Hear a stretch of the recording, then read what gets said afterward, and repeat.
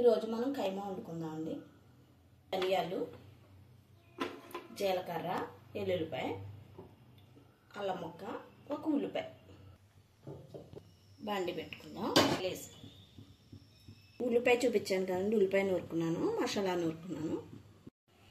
Oil కాగిందండి, మనం నూరుకున్న మసాలా ఉల్లిపాయ వేసేసుకుంటున్నాను. కడుగు పెట్టుకుని కైమా వేసేసుకుంటాం.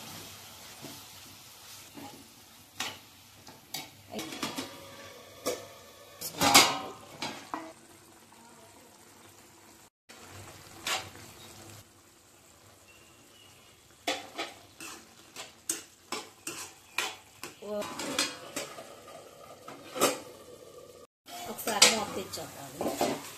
వాటర్ అంతా ఉడికిపోయింది కాబట్టి అట్మాసం కదా, కొంచెం వాటర్ ఎక్కువ ఉండాలి. ఇంకొక 5 నిమిషాలు, 1-2 నిమిషాలు ఉడికిపోతే సరిపోతుంది.